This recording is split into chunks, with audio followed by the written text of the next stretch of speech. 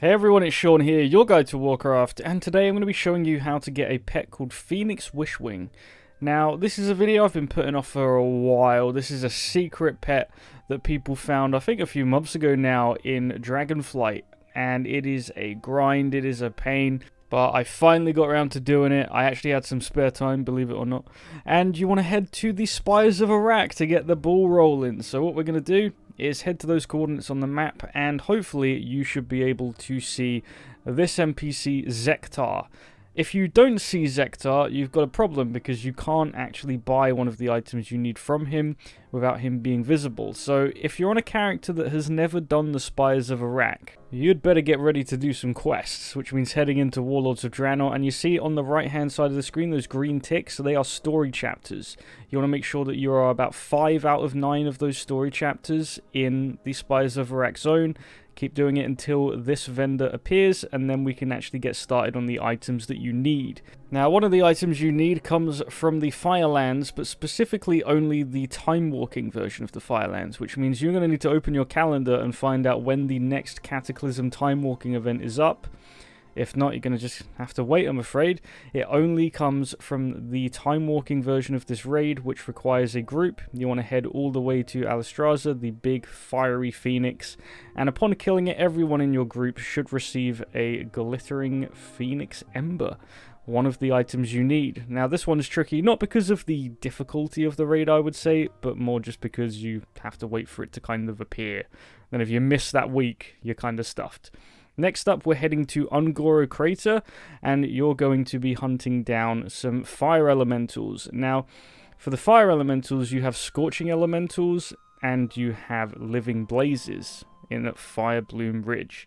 Now, all of these elementals share spawns, so you're going to have to kill all of them when you can, and only the scorching elementals will drop the item that you need.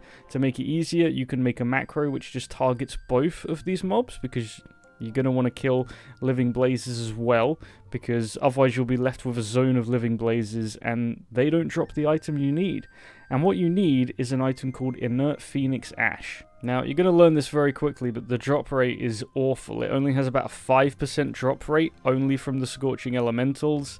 So you're going to be here a while. I spent quite a few hours in Ungoro farming these, and then it's like, even if you have even one player which is also farming this at the same time, which a lot of people will when Cataclysm Time Walking comes around, it's going to be really tricky. That's the really hard one. Next up, we're going to be after some Sacred Phoenix Ash. So to do this, we're going to head back to Ungoro. And on the map, you see I've placed some waypoints using the TomTom add-on, and some waypoints which will be in the description box down below for you to paste into your game. And you just want to find these pots all around Spires of Arak, and inside, hopefully, there's a small pile of ash, and inside is one of the items you need. You need 10 of these, and honestly, this is the easiest part of this whole pet. This took me 5-10 minutes, just flying from waypoint to waypoint. Spawn rates really quick, no competition, super easy. Now, once you have 10 of those, 20 Inert Phoenix Ash from Ungoro, and the Glittering Ember from the Firelands, you can go back to Zektar, the vendor from the beginning of the video, and buy yourself a Phoenix Ash Talisman. That is the first half of this done. Now we can head over to the Waking Shores in Dragonflight and begin part 2, which is still just as grindy, don't you worry about that. So to begin, we're going to be heading over to the Obsidian Citadel. You want to head up to the throne where Rathian and Sibelian are chilling out. You want to fly over to the right here, and then hidden behind this tent is Grifter. You might recognize this NPC from Shatrath in the Burning Crusade. Sells loads of white items, trinkets. Some of them can be useful, but he does sell one item of importance, which is the Ash Feather Amulet. You're going to want to buy one of those. This will give you a 60-minute buff that you can use to find some ash feathers. Now, I'm not sure if you lose the buff when you die, so once you actually apply it, be careful. Don't mess around, because, you know, it does have an hour cooldown to use it again. Now, where we're going to go just southeast of the Obsidian Citadel, down here. It's this little kind of island in lava. And around here, I think, was one of the best places to find these ash feathers. You're going to want to collect 20 of these, and they just spawn randomly. They kind of spawn in, despawn. They go straight into your inventory. You can collect them while mounted and just hang around here. It didn't take me more than 10 minutes. Just see a little feather on the ground. Look, there's another one there, just spawned. So feathers are quite easy as long as you know where to look. Now for the final thing we need, you can head up to Scale Cracker Keep up here, and you want to start killing any phoenixes that you see in the Waking Shore. Even if you're not actively grinding this, if you fly around and you see a phoenix, just kill it, because you're after some Smoldering Phoenix Ash, which is a green item which has a really bad drop rate from phoenixes. I actually had some from the beginning of the expansion, and I kept them because I had no idea what they were for, and months later it's paying off. The drop rate is really bad though. Now there is an alternate method to farming these if you don't want to do it in the outside world. You can actually head to the Neltharius dungeon, make sure the difficulty is set to normal.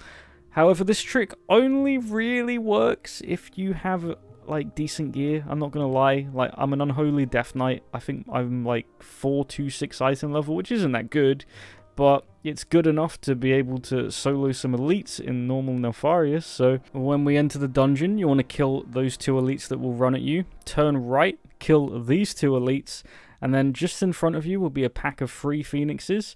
Then if you follow the corridor on the right as well, there's a pack of 3 more. Then on the sign on like this post, there should be 3 more up there. You see them hanging there. And then in front of you by that skeleton, that ribcage, there's 3 more. So there's like 12 phoenix mobs in here. Round them all up. And if you're lucky enough, you see I just got 2 Smoldering Phoenix Ash from 1 pull of that. Once you do that, and you killed, there's like I said, kill about 12. There's no point going any further. I would then run out, reset the dungeon, and go again. And once you have collected 15 of them, you want to head to Tajin the Blind. You may be familiar with this guy who offers some weekly quests for Dragon Skulls.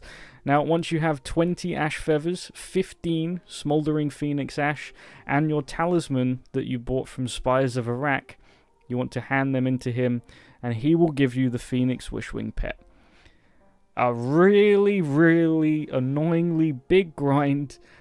I think some of it was quite clever, but some of it was also quite unnecessary. The fact that Firelands 1 was locked behind, like, your calendar. And all for this. So much work for this. I can't believe it. That's all for this video. Thank you very much for watching. Be sure to subscribe for more. And I'll see you next time.